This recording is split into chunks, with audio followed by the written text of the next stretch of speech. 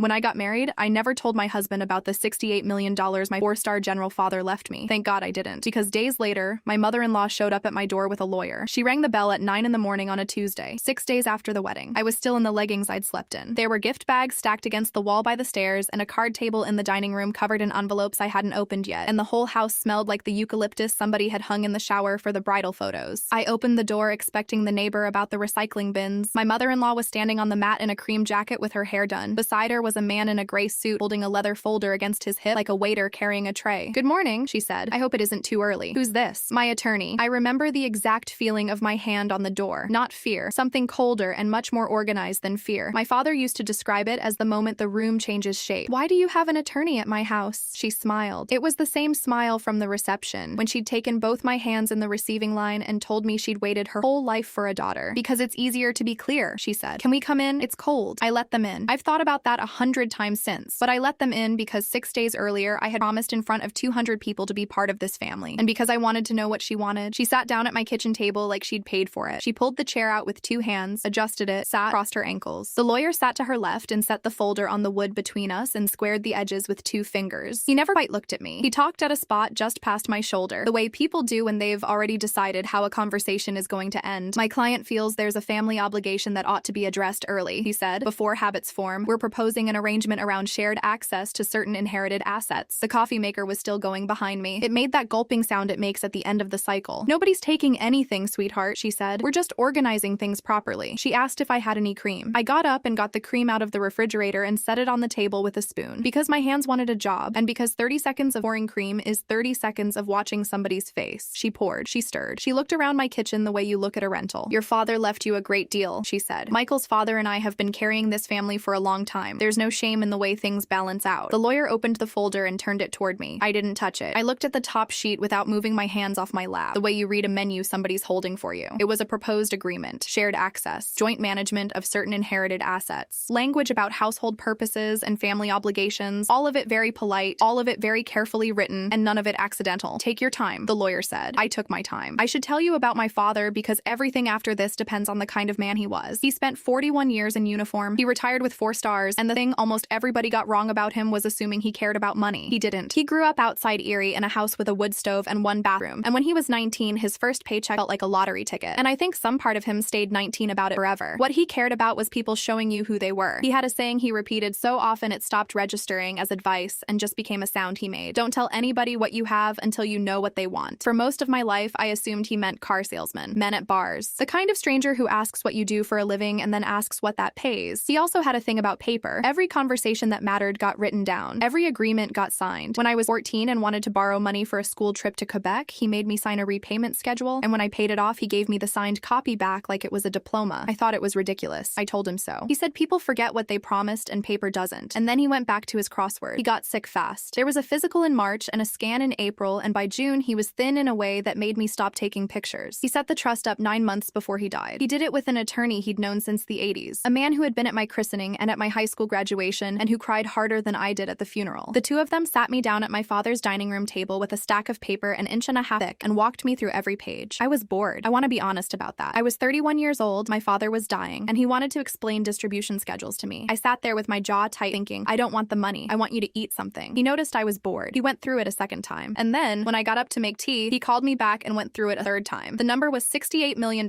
It wasn't a salary. It wasn't a windfall. It was 4 decades of a man who never spent anything, invested carefully, held on to land his own father had bought, and got extremely lucky twice in a way he never once bragged about. There was a piece of it that had started as 300 acres in Virginia that his grandmother left him, and that he'd sat on for 30 years while the county built out around it. He put a flag on the whole thing. That was his phrase. Every inquiry, every records request, every call from outside counsel, logged, time-stamped, and forwarded to me and to the trustee. He explained it to me with the pen in his hand, tapping the page. I said, Dad, who's going to be calling? He said, nobody, I hope. And then he said the other thing, the one I didn't understand until I was standing in my own kitchen with a stranger's folder on my table. He said, but if somebody does, I want you to know before they know you know. Here's what I did with all of it. Nothing. I kept teaching. I teach algebra and pre-calculus at a public high school about 20 minutes from where I grew up, and I have since I was 24. I like it. I'm good at it. I have a laminated seating chart and a drawer full of confiscated phone chargers, and I know exactly which kid is going to cry in October. The money sat in a trust and did what money does when nobody touches it. I took a distribution once to pay off my car and my student loans, and it felt like cheating, and I didn't do it again. I kept my apartment. I kept kept my job. The only people on this earth who knew the number were the attorney, the trustee, a trust officer at the firm that administers it, and me. I met my husband 9 months after the funeral at a hardware store, which is the least romantic sentence I have ever written. I was buying a shower curtain rod. He was buying grout. He asked if I knew the difference between the two kinds of anchors on the pegboard, and I said no, and he said neither did he. He just wanted to talk to me. And I laughed so hard, the guy at the paint counter looked over. He was funny. He was easy. He was the first person after my father died who didn't handle me like a cracked plate. He worked for his family's company. His parents own commercial property, a strip center and a self-storage place and a building downtown they've been trying to lease for years, and he did leasing and project management for them and complained about it in a way that always sounded affectionate. He had a crooked capital letter in his signature, a K that tipped backward like it couldn't be bothered to stand up straight, and I made fun of it every time he signed for takeout. He never asked me about money. That's what I keep coming back to. 2 years, and he never asked. He knew there was an inheritance. He'd have had to be an idiot not to. My father's obituary ran in 2 papers, and there was a piece of land with our name on it in the county records. When it came up, I said Dad arranged things before he died, and he'd nod and change the subject. And every single time he changed the subject, I loved him a little more. His mother asked, not directly. She asked the way people ask when they want to be able to say later that they never asked. At Thanksgiving, did your father keep the family home or did he sell out of it? At my bridal shower, standing at the drinks table, property is such a headache, isn't it? Who manages all that for you? I gave her the answers I gave everybody. Vague, warm, useless. My husband usually steered us somewhere else within a minute, and I took that as protection. I've had to re-examine that. There's a version of steering the conversation away that's protection, and there's a version that's damage control, and from the outside, at a Thanksgiving table, they look exactly the same. We got married on a Wednesday in a chapel with 40 people because I didn't want a spectacle without my father in it. My father's oldest friend, the attorney, walked me down the aisle. He held my elbow the whole way and his hand was shaking and neither of us mentioned it. My husband cried during his vows. Actual crying, the kind where you have to stop and start over. I want you to understand that I'm not writing this from a place where I always knew. I didn't. I stood in that chapel and I thought my father would have liked him. I thought it in those words. 6 days later, there was a lawyer at my kitchen table. I'd like to understand what you're asking for, I said. The lawyer started to answer and my mother-in-law put 2 fingers on his sleeve, which told me more about their arrangement than anything either of them said all morning. We're not being greedy, she said. That's what I want you to hear. Nobody is trying to take anything from you, but there are obligations that come with joining a family, and there's a way these things are handled among people who are comfortable, and I don't think anybody ever taught you that. Taught me what? How this works. She stirred her coffee again. She'd already stirred it. You're a school teacher, sweetheart. There's no insult in that, but you've never had to manage anything at this level, and it's unkind of everyone to pretend otherwise. My son has run a portfolio since he was 26. A portfolio of what? Her mouth tightened for about a quarter of a second and then recovered. I asked the question I actually wanted the answer to, the way you ask a kid at the board to show their work. What number do you think you're owed? That's not the spirit of it. Humor me. She set the spoon down on the napkin, and then she said it. We're not talking about anything unreasonable. Out of $68 million, $4 million doesn't change your life. It changes ours. The refrigerator clicked on. I remember that because it was the only thing in the room that moved. 4 people on this earth knew that number. The attorney who wrote the trust, the trustee, a trust officer at the administering firm, a man I'd spoken to twice, and me. I had never said it out loud in that house. Not on the phone, not to my husband, not to my own mother, who is not a discreet woman and who knows nothing. There was no document with that figure on it anywhere in that building. I kept my hands under the table so she wouldn't see them close. Here's what I did not do. I did not ask her how she knew. I did not tell her she was wrong, and I did not tell her she was right. I did not correct the number, up or down. My father used to say people give themselves away with one detail and then spend the rest of the meeting not knowing they did it. He also used to say, you will want to react, and reacting is how you tell them what you know. So I nodded slowly, like I was working through it. That's a lot to think about, I said. It is, she agreed. Please, take the week. Can I keep this? I put one finger on the folder. The lawyer glanced at her. She nodded. Of course, he said. I walked them to the door. She hugged me and I let her. At the bottom of the porch steps, her lawyer opened the car door for her, and she looked back at my house through the glass with an expression I can only describe as satisfied. I stood in the doorway until they turned off the street. Then I went inside, sat down at the table she'd been sitting at, and read all 11 pages without signing anything. Page 6 was the one that mattered. It wasn't a request for a gift. It never used the word gift. It established joint management authority over inherited assets designated for family purposes, and it defined family purposes so broadly that a man's debts to a regional bank could sit comfortably inside the definition. Somebody had spent real money having that drafted. Then I made 2 phone calls, and I made them in an order I'd thought about for about 90 seconds, which is the only reason any of the rest of this happened the way it did. The first call was to my father's attorney. He answered on the second ring, the way he always does, with my name, and then a pause where a hello should be. I told him what had happened, all of it in order without editorializing, because that's how he likes information, and because that's how I was raised to give it. The doorbell, the suit, the folder, the 11 pages, page 6. He didn't say anything for a moment. Then he said, she said the number. She said the number. Out loud, unprompted. I asked what she thought she was owed. She said out of 68 million, 4 million doesn't change my life. I heard him exhale through his nose. All right, he said. Don't sign anything. Don't discuss the trust with anyone in that family, and don't tell your husband what we talk about until I tell you it's fine. Do you understand why? Because I don't know yet who told her. Because you don't know yet who told her. The second call was to the trust officer. I want to say something here about the flag because everyone I've told this to in person has stopped me at this part. When my father set the trust up, he asked for something that the firm apparently gets asked for maybe twice a decade. He wanted a disclosure protocol. In plain English, nobody outside a very short list gets told anything about that trust, ever, and any attempt by anyone to obtain information, a phone call, a records request, a subpoena, a letter from a law office, a title company fishing around, anything, gets logged with a timestamp and the name of the requesting party, and a copy of that log entry goes to the beneficiary. To me, he was not a paranoid man. He was a man who had spent 4 decades watching people behave differently around resources than they behaved around anything else, and he made one assumption about his daughter's future, and the assumption was that somebody, someday, would come looking. The trust officer picked up. Pleasant, careful, a voice like a hotel front desk. I said, I'd like the access log on my father's trust, everything since it was funded. There was a small pause, not a suspicious one, a logistical one. Of course, he said. May I ask if something's happened? Somebody said the aggregate valuation to my face this morning and it wasn't me who told them. I see. His tone did not change at all, and somehow that was the most alarming part of the whole conversation. Give me until end of day. Is there anything on it? Another pause. Longer. There is activity on the file, he said. I'd rather you look at it in front of you than have me characterize it over the phone. I sat at that table for a long time after I hung up. There was a casserole dish on the counter that belonged to somebody from the wedding, and I had no idea whose it was. And for some reason, that was the thing that made my eyes go hot. He'd been at a leasing walkthrough since 7 that morning. I picked up my phone and put it down 4 times before I called him. He answered on the 3rd ring. Wind noise, a parking lot somewhere. Hey, what's up? Your mother came to the house this morning. Okay, cheerful. Nothing under it. For what? She brought an attorney. The wind noise kept going. He didn't. It's very hard to explain the quality of a silence over a phone. There's the silence of somebody confused, which is short and ends in a laugh. There's the silence of somebody who didn't hear you. And then there's the other one, the one where the person is doing arithmetic. What? He said finally. An attorney. In a suit. He put a folder on our kitchen table and proposed shared access to my inheritance. 11 pages, professionally drafted. Your mother had coffee. Are you serious? Come home. I've got to walk through it too. Come home. He got there at 12:40. He came in fast, keys still in his hand, and stopped when he saw the pages spread out on the table in the order I'd laid them. Page 6 on top. I watched his face. I'm not proud of how carefully I watched his face. He read the top sheet standing up. He got about 4 lines in and said, "Oh my God." Sit down. He sat. He read the whole thing. His ears went red, which is what happens to him, and by page 9 he put his hand over his mouth. I'm going to kill her, he said. Did you know she was coming? No. God, no. He looked up. Do you think I'm asking what you knew. I knew she's been. He stopped and started over, which I noticed, and filed. She's been asking about your dad's estate for months, since before the engagement, honestly. And I told her it wasn't her business, and I told her not to bring it up with you. And she said she wouldn't. And I believed her because she's my mother, and I'm apparently an idiot. Asking what, specifically? Whether he left you land, whether there was a company, what the number was. Did you tell her a number? I don't know a number. He said it fast, and then he heard himself say it fast, and he said it again slower. I don't know a number. You never told me, and I never asked you, and I have never wanted to know. She knows one. He went still. What? She said a figure out loud at that table this morning, and it was correct to the dollar, and there are 4 people alive who know it, and I'm one of them, and you are not. He looked at the table for a while. Then somebody told her. He said, yes, it wasn't me? Okay, I'm telling you it wasn't me. I heard you. He put his hands flat on the wood. What do you need me to do? And that was the right question. He didn't ask what I was going to do about it. He didn't ask how much she'd asked for. He didn't ask what the number was, and he'd just been told the number existed, and that it was worth a lawyer's mourning, and he didn't ask. I need you to not talk to her about this, I said. At all. About any of it. Until I know where it came from. Done. He drove to his parents' house that evening, and I don't know what he said, but he came back at 9 looking like he'd been through a car wash, and he sat on the end of the bed with his shoes still on and said, I told her if she ever does anything like that again she doesn't see me. Then he said, she cried. I'm sure she did. She's my mom, he said, and there was something in it that I should have paid attention to and didn't, because I was tired, and because I wanted the day to be over, and because the log hadn't come in yet. The log came in at 5:52 that evening as a secure attachment. I opened it standing up at the counter with my reading glasses pushed into my hair, and then had to go find them again. 22 months of history on the file. Almost all of it was housekeeping. Quarterly statements, a custodial transfer, 2 address updates, the distribution I'd taken for my car. Dozens of lines, all of them boring, all of them mine. And then one line that wasn't, a records inquiry, submitted by a law office in the city, a firm I'd never heard of. It requested confirmation of the existence of the trust, the aggregate valuation of trust assets, a schedule of real property, and the identity of the trustee. Under disposition, it said, partial. Aggregate valuation confirmed. All other items declined. I read the filing party line, and the requesting attorney line, and the contact line, and the authorized recipient line. There was no line on that document with my husband's name on it. I want to describe the next 90 seconds, honestly, because it's the part I've had to forgive myself for. I cried, standing at the counter with my glasses in my hand, over a spreadsheet, not from fear, from relief. It came in so hard, my knees actually felt it, because for 11 hours I had been carrying a thing I hadn't let myself look at directly, which was the possibility that the man who cried during his vows had married me on an errand. And here was a document, official, time-stamped, generated by a firm with no interest in my marriage, that said, a law office went fishing, and a school teacher's mother-in-law hired them, and they came back with exactly one fact and nothing else. That was the whole thing. That was the whole story. She'd gotten a number and no context, which explained everything about that kitchen table. Why she said 68 million but couldn't say a single other true thing about the trust. Why she'd needed to come in person with a man in a suit. She was bluffing with one card, and she'd shown it to me in the first 2 minutes because she thought I didn't know what cards were. I called my father's attorney and read it to him. Partial, he said. They declined everything with teeth. So it's her. She hired them, she went digging, she got one number. That's what this shows. You don't sound convinced. I'm 68 years old, I don't sound convinced about the weather. A pause. It's consistent with your husband not being involved. I'll say that. It's consistent. My husband came in around 7 with a bag of Thai food, and I met him in the entryway and put my arms around his neck, and he stood there holding the takeout out to the side and said, "What? What happened?" It was her. I said, "Just her." He set the bag on the floor. We ate on the couch, out of the containers, and I told him all of it. The log, the firm, the declined items, the one thing they got. He kept saying she hired a lawyer. She actually hired a lawyer to investigate my wife. He said the word wife with something raw in it. At one point, he put his forehead against my shoulder and said, "I'm so sorry. I'm so sorry she did this to you." I believed him. I want that in writing, because for a long time afterward, I told myself I'd been stupid, and I've decided that isn't what happened. He sat there and let me hand him the evidence of his own innocence, and he took it. And he grieved his mother in front of me, and he never once asked a follow-up question about the trust. He was very good at this. We had 3 weeks after that, and they were the best 3 weeks of my marriage. That is a hard sentence to type. He blocked her number. He did it in front of me at the kitchen table and turned the phone around so I could see the screen. He called his father and told him that if either of them contacted me about money again, he would resign from the company, and I heard the whole call because he put it on speaker without my asking, which at the time struck me as the single most reassuring thing he had ever done. He returned the casserole dish. He found out whose it was and drove it across town. He got up early on a Saturday and cleared the card table of envelopes and sat there for 3 hours writing thank you notes in his terrible handwriting so that I wouldn't have to do them alone. He said, "I should have told you she was asking months ago. That's on me." "Yes," I said, "it is. I kept thinking I could manage it. Like if I just kept her contained, she'd get bored. People don't get bored of $68 million.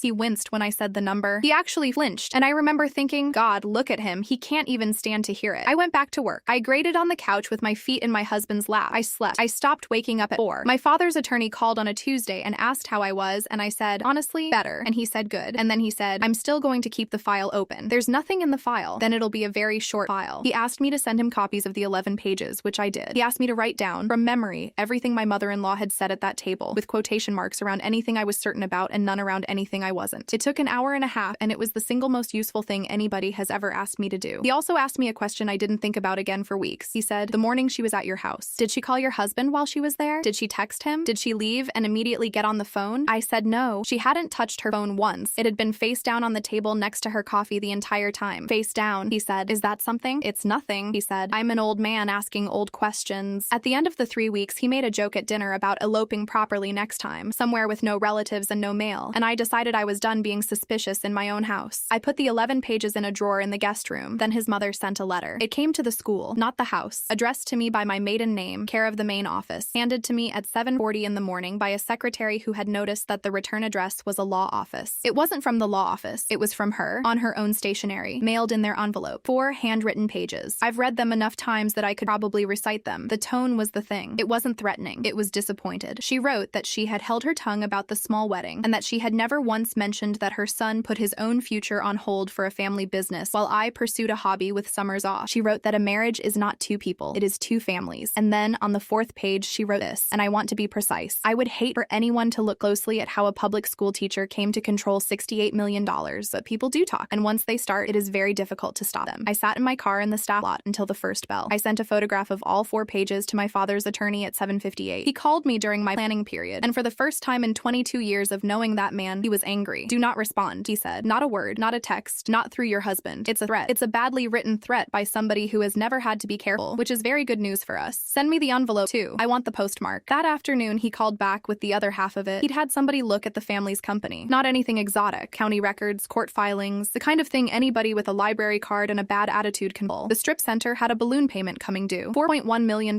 91 days out from the date my mother-in-law sat at my kitchen table and told me that $4 million wouldn't change my life. There were 2 tax liens on the downtown building, a judgment from a contractor, and a self-storage facility refinanced twice in 4 years on worse terms each time, the way people who are drowning refinance, and the law firm on the records inquiry, the firm I'd never heard of, the man in the gray suit who wouldn't look at me, had been counsel of record for the family's company in a zoning dispute 6 years ago. They're not her lawyers, I said. They're the company's lawyers. Yes, so it wasn't some firm she found and hired to go dig up her daughter-in-law. It was the family's own attorneys doing work for the family business. Yes, I stood in an empty class classroom with a phone against my ear and looked at a whiteboard that still had somebody's homework question on it and felt the floor tilt about 2 degrees. He works there, I said. He does. He's a project manager at a company that's $4 million underwater in 90 days, and I have $68 million, and he has never once asked me for anything. My father's attorney was quiet for a moment. Then he said, I want you to keep something in mind, because you're a smart woman, and smart women build the case against themselves fastest. None of what I just told you is evidence about your husband. It's evidence about a company. I know. It is possible to be married to a man whose family is drowning and who has never reached for you. I know. Do you believe it? I looked at the whiteboard. I want to, I said. We did the boring things after that, and the boring things are what saved me. My father's attorney sent a preservation letter to the family's law firm, a formal notice that a dispute existed and that they were not to destroy or alter any communications, drafts, or file materials relating to me, my father's estate, or the trust. He copied the state bar's address at the bottom, which he told me was not technically necessary, and which he said with a great deal of satisfaction. He opened a file with a number on it and started putting things in it. The 11 pages, the 4 handwritten pages, the envelope with the postmark, my typed recollection of the kitchen table, the access log, the county records. He also had me write a timeline, dates in the left column, events in the right, 1 line each, no adjectives. I did it on a legal pad at my own kitchen table on a Sunday afternoon while my husband was at his parents' house dealing with a lease renewal. And somewhere around line 19, I stopped writing. 2 weeks earlier, we'd been in the car, driving back from dinner, and he had said something about the whole thing being over now. And then he'd said, and I could hear it, I could hear his exact voice saying it, that he couldn't believe she had brought the man into it. And he used the man's first name, casually, the way you say the name of somebody you have sat across a table from. I had never told him that name. I went back through it, the way you go back through a proof looking for where the sign flipped. On the phone that morning, I had said an attorney, in a suit. When he got home, the pages were on the table in front of him, and the firm's name was on the letterhead. But a drafting attorney's name is not on a draft agreement. I have looked at every square inch of those 11 pages. There is no individual name anywhere on them. I had told him a man in a gray suit. I had never once told him what the man was called. I sat with the legal pad in front of me and my pen in my hand for a long time. So here is what I didn't do. I didn't go get his laptop. I didn't call him. I didn't drive to his parents' house. I didn't text my sister a paragraph with too many capital letters in it. I wrote it down. Line 19, no adjectives. He referred to opposing counsel by first name. I had not provided it. Then I remembered my father's attorney asking whether her phone had been face down. I wrote that on line 20. And then I did something that I think probably says everything about what my father actually left me. And it was not the money. I got out the trust documents, my copies, the 1.5 inches of paper he'd walked me through 3 times while I stood there wanting him to eat a sandwich. And I sat on the floor of the guest room and I read the disclosure protocol. Not skimmed, read, with a pen. Because there was a question in the middle of all of this that I had been carrying around for a month without ever putting into words. And sitting on that carpet at 9:30 at night, I finally put it into words. The protocol declines everything to strangers. That's the entire point of it. A law office with no standing calls up asking whether a trust exists and what it's worth, and the answer is nothing. We don't confirm the existence of client relationships. Goodbye. So why did they get a number at all? I called the trust officer on Monday during my planning period. I need you to walk me through your own disclosure protocol, I said, like I'm slow. He didn't laugh. I appreciated that. Of course. What specifically? The inquiry on my file came back partial. Aggregate valuation confirmed. Everything else declined. I want to know why anything was confirmed. Because the request qualified for limited disclosure. Qualified how? There was the sound of a chair and typing, and then the careful voice again. Your father's protocol has 3 tiers. Tier 1 is the beneficiary and named parties. Full access. Tier 3 is everyone else. Nothing, including confirmation that the file exists. Between them is Tier 2. Limited disclosure of aggregate valuation only. No schedules, no property, no trustee identity, no distribution history. And what gets you Tier 2? A sworn statement of interest from an immediate family member. I put my hand flat on my desk. Say that again. Some families want relatives to be able to establish a basic picture without exposing the structure, estate planning, insurance, sometimes divorce counsel. So the protocol permits a spouse, parent, or child of the beneficiary to submit a notarized affidavit attesting to the relationship and consenting to limited disclosure. Standard form. It goes in as page 2 of the packet. Without it, the inquiry is refused in full and logged. Refused in full. Yes. So the inquiry on my file had a page 2. A pause. Not a long one, but I heard it. It would have had to, he said. Who signed it? I don't have the packet in front of me. The log entry is a summary record. It captures the requesting firm, the items requested, and the disposition. It doesn't reproduce the attachments. Then I want the packet. That's a document production request. It has to go through the trustee, and the trustee will want it in writing from you, and it typically takes 3 to 5 business days. Then let's start the 3 to 5 business days. I sent the written request from my classroom at 11:14 in the morning while my 4th period was taking a quiz on related rates. I remember a kid raising his hand to ask whether he could use a calculator on number 6, and I said yes without looking up. That was Monday. Here is what those 5 days were like. I taught. I made dinner twice. I sat next to my husband on the couch and watched a show about people restoring canal boats, and he put his hand on my knee the way he always does, and I let it stay there. On Wednesday night, he came out of the bathroom and stood in the doorway of the bedroom with his toothbrush in his hand and said, "Can I ask you something?" "Sure." He looked at me for maybe 3 seconds. Then he said, "Never Never mind. It's dumb. What? Nothing. Really. He went back in and I heard the water run. I lay there in the dark for an hour with my heart going. On Thursday, his mother's letters started arriving at the house instead of the school, 2 of them, both of which I photographed and forwarded and did not read. The packet came Monday morning at 9:06. I was in the middle of a first period lesson on rational asymptotes. I felt my phone go in my pocket and I finished the example on the board and I set the marker down and I told them to start the practice set. Then I opened it at my desk with 31 16-year-olds in the room. The packet was 9 pages. Page 1 was the cover request on the firm's letterhead, the same letterhead that had been on Nothing in My House, because a draft agreement doesn't carry a drafting attorney's name. 4 items requested. The signature at the bottom belonged to a partner. The date was a Thursday in early spring. I did arithmetic on that date before I read anything else, and I remember the moment it landed because a kid in the 3rd row asked whether the vertical asymptote counted as part of the domain, and I heard myself say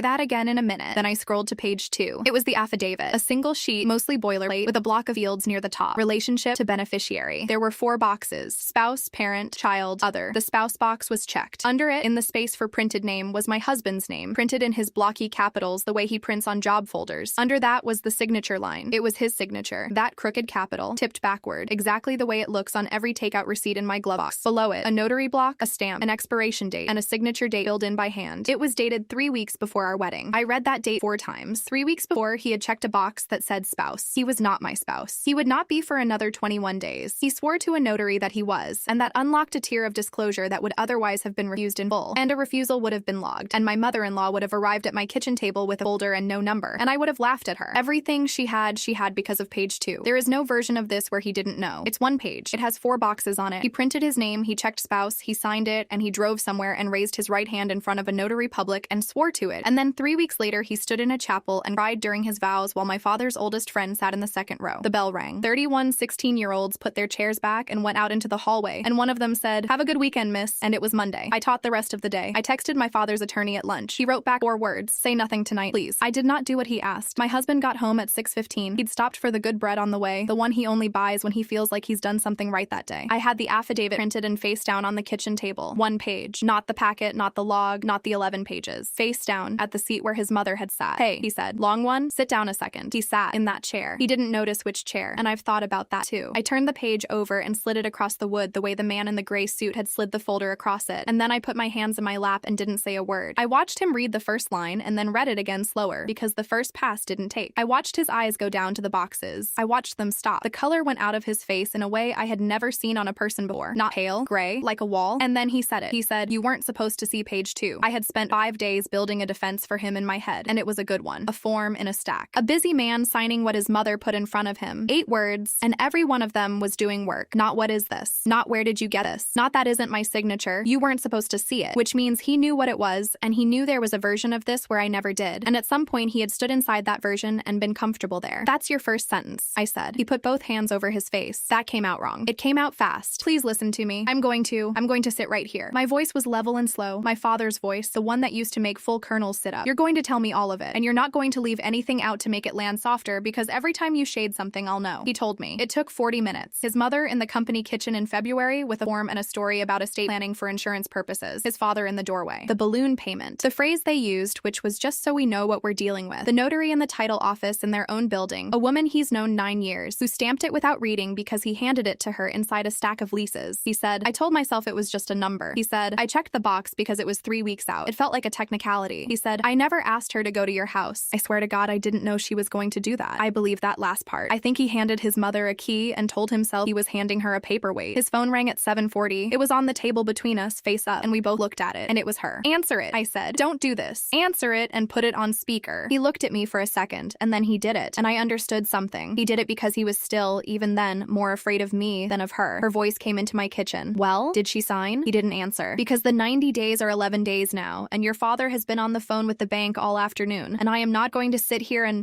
don't mom me. You need to make her understand what happens to this family if she doesn't cooperate. You are her husband. She is going to have to learn that she does not get to sit on that money like a hen." I leaned toward the phone. "It's me," I said. Nothing. 3 full seconds of nothing. Then, smoothly, warmly, the receiving line voice. "Sweetheart, I've been hoping you'd call. I have a question and then I'm going to hang up. In February, in the company kitchen, when you put the affidavit in front of your son and told him it was for insurance purposes, did you know that checking the spouse box 3 weeks before a wedding is a false statement to a notary?" The pause was the answer. It went on long enough to be a confession, and then she made it one anyway. "That form," she said, "was between me and my son." I hung up. He was sitting with his elbow elbows on the table and his hands in his hair, and he said, "Into the wood. What happens now?" I didn't answer him because I was looking at the page. It was still lying there between us where I'd slid it. One sheet, 4 boxes, a notary stamp with a curled edge where the seal bit into the paper. And in the drawer of the sideboard, 6 feet behind him, in the folder with the church program and the 2 extra pens and the little card the county gives you, was our marriage license, signed 21 days later, in the same crooked capital, leaning back like it was refusing to stand up.